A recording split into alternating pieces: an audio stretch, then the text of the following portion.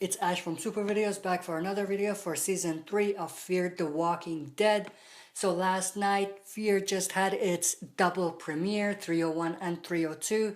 So this is going to be my episode review for 301, which was called Eye of the Beholder. So just to generally talk about both episodes, I thought that both of those episodes were very strong. And Fear basically came back with a bang, so that was good.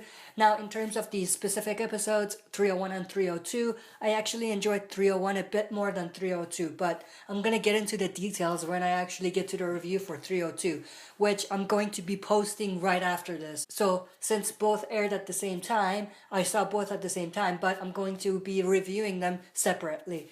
And once I'm done doing this, I'm going to jump right into the review for 302, so that should be up right after as well. And I'm going to try to get the promo breakdown for the third episode as well, so hopefully by the end of tonight that would be posted as well. So let's jump right into this. So we start the first episode with seeing Madison, Travis, and Alicia being captured by a group of what it looked like military personnel. Now, one problem I had with the beginning was that it felt like it was out of nowhere and that basically there was no context. I didn't understand what was going on.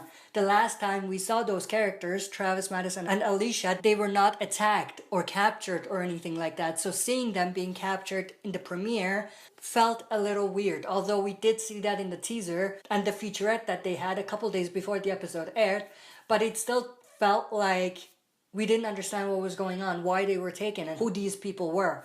So I felt like they could definitely have explored that a bit more before they jumped right into it.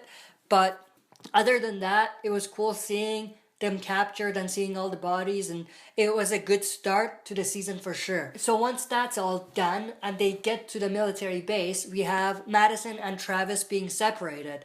Now, I actually liked the way they did that because they showed us how much Travis and Madison really care for each other and how much Madison truly wants to be with Travis and she doesn't want to basically be separated again. And just to add to that, how strong Travis is and how calm and collected he is. And obviously they were definitely building this up for what happened in the beginning of the next episode, which I'm going to get to when I get to the review for that. I don't want to spoil it here for those that didn't watch that episode, but I think that they definitely did a great job building that relationship right before what happened next episode. So that was very cool. And then obviously we have the group taking Travis, getting his height information and his weight and everything.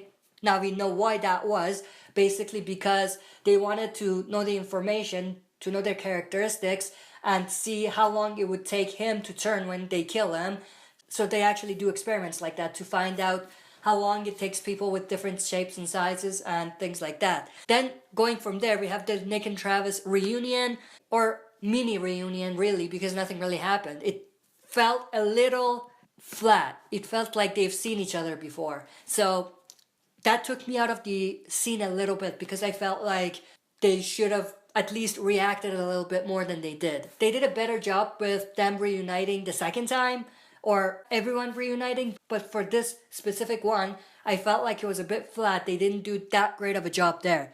Then, just adding to what I mentioned previously, we get to find out that there's this guy named Troy who basically controls everything at the military base, and him and his group basically do experiments. They take people in, and they take their information down, and they just shoot them and kill them. They don't hurt the brain, so they come back. But they're basically trying to find out how long it takes them to come back. Now, one more thing that I want to mention here is that I got a lot of Terminus vibe in this episode. So this military base felt like it was Terminus in The Walking Dead's Season 5. So because of that, there was this sort of thing in my mind where I kept thinking about Terminus. So because of that, it took away from the originality of the story arc that they had. It was good, I'm not saying it was bad, but it felt like there was a big chunk of it that was basically taken from some other storyline from the original TV show. Although it's great to kind of take away some of the elements from the TV show and maybe pay homage to them, but in this specific scenario, I felt like they recreated the same storyline and didn't make it different enough for it to feel original. They had another one of these moments in the second episode as well, which I'm going to get to. Now, this is not the first time Fear has done that. Obviously, they have taken a lot of elements from both the original TV show and the comic book before, so it's not the first time.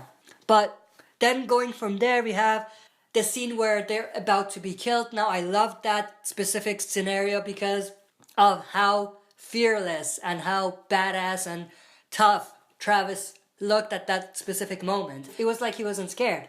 Now, we could say that because he made that plan with the guy, that he kind of knew that there was something there, that perhaps they would be able to get out of it. There was no way to know what the other guys were going to do. And Travis stepping up like that was very courageous. And I definitely loved that. And it built on his character, which was very special and very important, as we would see later on. We get to the part where they run away, action-packed. I definitely enjoyed that. Although I feel like there was a lot of jumping around, they could have definitely slowed it down a little bit. It was very fast-paced and maybe, just maybe too fast-paced.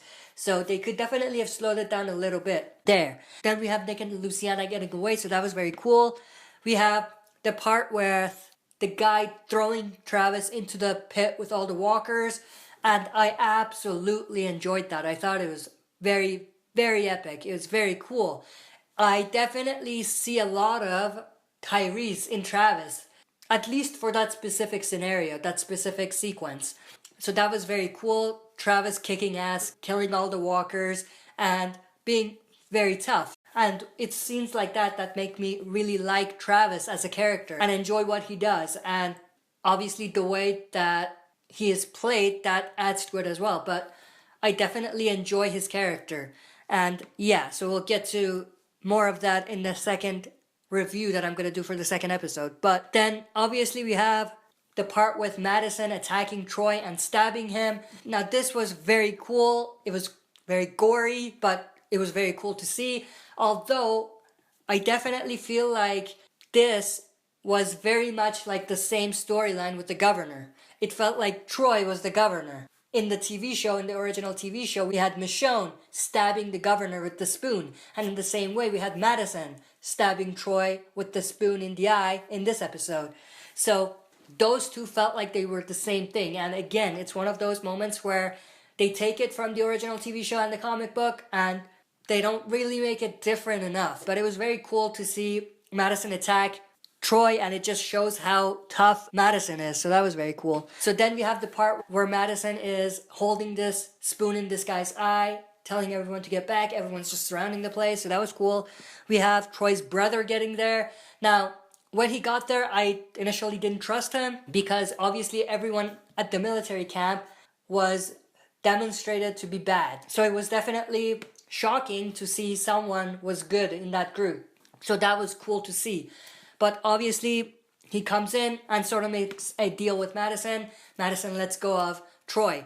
Now, Troy's brother, I don't remember his name, but I really liked his character. I definitely think that later on, if he stays alive, he would be one of the important and one of the fan favorites of Fear. So that's going to be very cool to see what they do with that. Then we have the part where Alicia and Luciana save Nick. So Nick has a close call in the sewage and Luciana and Alicia save him. So that was very cool to see as well. Then we get to the part where everyone is reunited. Nick, Madison, Travis, Luciana, and Alicia. So everyone's just reunited there. So that was very cool to see. I definitely enjoyed that. I felt that even that reunion was a bit flat, but it was okay with the music, with them hugging and everything. But I definitely think that the reunion between Travis and Nick felt a bit flat and they could have definitely built on that a bit more. So then we have the herd coming in. So the military camp is at this point surrounded by all of these walkers. So that was very cool to see everyone just fighting back.